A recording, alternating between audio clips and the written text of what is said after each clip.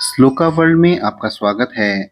Shloka world आपको आध्यात्मिक ज्ञान, मंत्र, श्लोक और वेदों पुराणों का महत्वपूर्ण ज्ञान प्रदान करता है। चैनल को सब्सक्राइब करें, लाइक, कमेंट और शेयर जरूर करें ताकि हमारे प्रियजन लाभान्वित हो सकें। आइए जानते हैं माता कैकेयी इतनी निर्दयी क्यों बनी। रामायण का वो अनकहा सत्य जो बहुत ही कम लोग जानते हैं।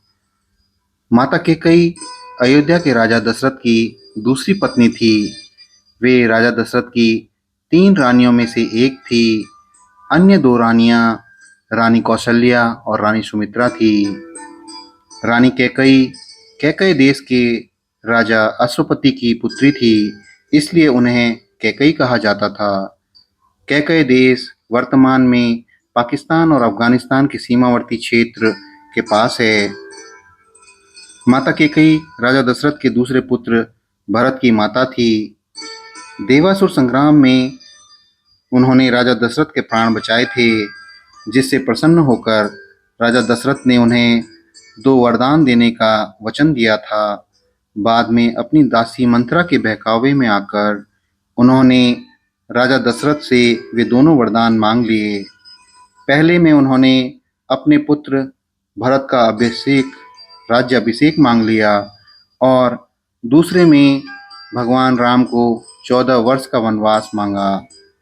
कैकेयी स्वभाव से बुरी नहीं थी और वे श्री राम को अपने ही पुत्र भरत से भी अधिक प्रेम करती थी, लेकिन मंथरा की कुटिल बुद्धि और नियति के कारण अर्थात भाग्य के कारण उन्होंने ऐसा कदम उठाया, जिसके बाद उन्हें बाद में गहरा पछतावा भी हुआ।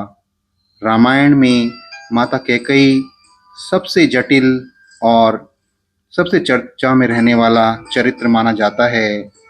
राजा दशरथ की सबसे प्रिय रानी और श्री राम को अपनी जान से भी ज़्यादा चाहने वाली माता कैकेयी अचानक ऐसी निर्दयी और निष्ठुर कैसे हो गई।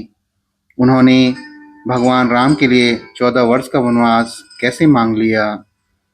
उनके हृदय परिवर्तन और निर्दयी होने के कारण बहुत सारे मुख्य कारण हैं। माता कैकेयी स्वभाव से क्रूर नहीं थी, बल्कि कुछ ऐसी परिस्थितियां और बाहरी प्रभाव थे जिन्होंने उनकी बुद्धि को भ्रमित कर दिया था। कैकेयी के निर्दयी बनने का सबसे बड़ा कारण उनका तत्कालिक दासी मंथरा थी। मंथरा उनके साथ मायके से कैकेयी देश से उनके साथ आई थी और कैकेयी उस पर अटूट विश्वास करती थी। जब राम के राज्याभिषेक की घोषणा हुई तो मंथरा ने कैकेयी के कान भरने शुरू किए। कैकेयी को उन्होंने डराया कि राम के राजा बनते ही कौशल्या राजमाता बन जाएंगी और कैकेयी को वो एक दासी की तरह रहना पड़ेगा। कौशल्या और राम मिलकर भरत को नुकसान पहुंचा सकते हैं या उन्हें राज्य से निष्कासित कर सकते हैं। बार बार एक ही बात सुनने और अपने पुत्र के भविष्य के प्रति असुरक्षा की भावना से कैकेयी की मति अर्थात बुद्धि को पूरी तरह पलट दिया। एक माँ के रूप में कैकेयी के भीतर अचानक यह डर बैठ गया कि यदि राम राजा बने तो उनके पुत्र भरत का भविष्य अंधकार में डूब जाएगा। मंथरा के उकसाने पर उनका पुत्र मोह उनके राम प्रेम पर हावी हो गया। वे अपने पुत्र को सुरक्षित और राजा के रूप में देखने के लिए इतनी व्याकुल हो गई कि उन्होंने सही और गलत का अंतर भुला दिया। कैकेयी जानती थी कि राजा दशरथ देवासुर संग्राम के समय उन्हें 2 वरदान देने का वचन दिया था। साथ ही कैकेयी से विवाह के समय राजा दशरथ ने उनके पिता राजा अश्वपति को वचन दिया था कि कैकेयी का पुत्र ही अयोध्या का उत्तराधिकारी होगा। जब दशरथ ने कैकेयी की अनुपस्थिति में और उनके बिना परामर्श किए राम का राज्याभिषेक का निर्णय लिया तो कैकेयी को लगा कि उनके साथ धोखा हुआ है। इसलिए उन्होंने राम को वनवास मांग लिया और अपने पुत्र को राज्याभिषेक करने के लिए राजा दशरथ से वरदान मांग लिया। कैकई का निर्दय बनना देवताओं की स्वयं देवताओं की एक चाल थी। भगवान विष्णु ने राम के रूप में अवतार ही इसलिए लिया था ताकि वो रावण और अन्य राक्षसों का वध कर सके। यदि राम अयोध्या के राजा बन जाते तो वे कभी वन न जाते और रावण का वध संभव नहीं हो पाता। देवताओं के अनुरोध पर माता सरस्वती ने मंत्रा और केकई की बुद्धि को फेर दिया था ताकि राम के वनगमन का मार्ग प्रशस्त हो सके। यानी कि केवल नियति के हाथों की एक कठपुतली बनी। माता कैकेयी का निर्दयी रूप उनके मूल स्वभाव का हिस्सा नहीं था, बल्कि वह मंथरा की कुटिलता, पुत्र मोह, असुरक्षा और सबसे बढ़कर ईश्वरीय विधान अर्थात नियति का परिणाम था।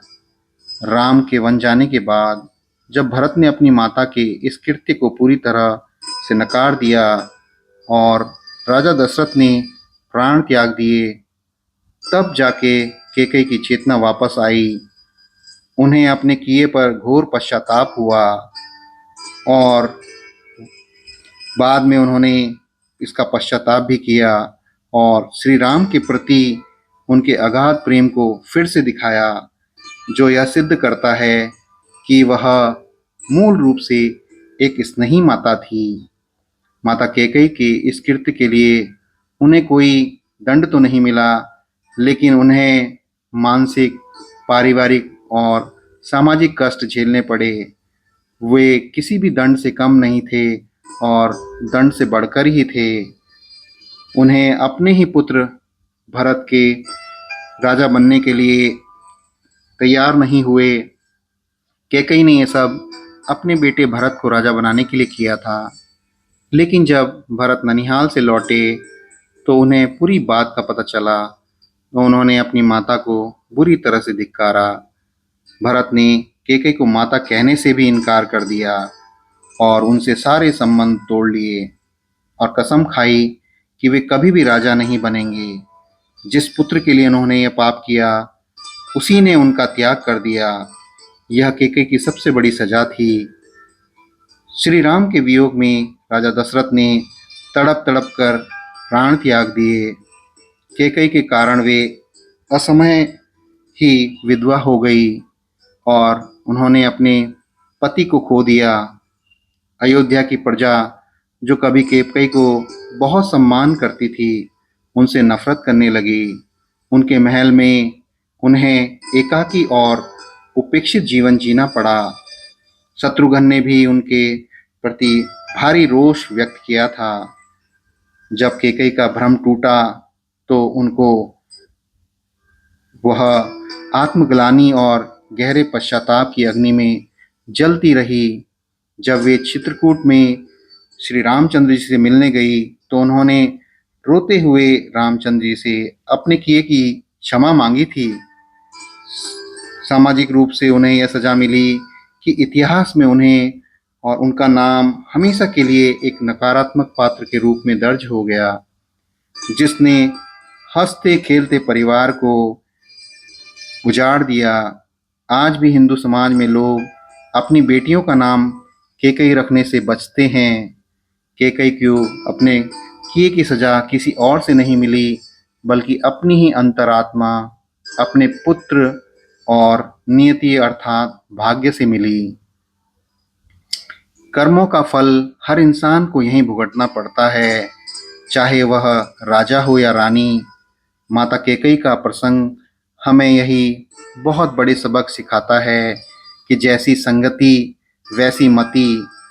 मंथरा जैसी कुटिल सोच वालों की संगति में आकर एक समझदार और प्रेम करने वाली रानी भी अपना विवेक खो बैठी। गलत सलाह जीवन को विनाश की ओर ले जाती है और अंधा पुत्र मोह विनाशकारी होता है। अपनों के प्रति अत्यधिक मोह इंसान को सही और गलत का अंतर भुला देता है। कैकेयी ने भरत के भले के लिए जो कदम उठाया, अंत में वही भरत के सबसे बड़े दुख और ग्लानि का कारण बना। कैकेयी का जीवन हमें दिखाता है कि एक पल का क्रोध, असुरक्षा और गलत निर्णय पूरे परिवार और समाज को बिखेर सकता है। हालांकि वे नियति के खेल का एक हिस्सा थी और बाद में उन्होंने घोर पश्चाताप भी किया, लेकिन इतिहास में उन्हें कभी भी पूरी तरह से माफ नहीं किया। रामायण में केकई का चरित्र हमें सिखाता है कि संकट के समय भी इंसान को अपने धैर्य, विवेक और सही गलत की पहचान को कभी नहीं छोड़ना चाहिए और विवेक और धैर्य के साथ सही निर्णय लेना चाहिए। माता कैकेयी का जीवन हमें यही शिक्षा प्रदान करता है। जय श्री राम। ओम नमः शिवाय। हर हर महादेव।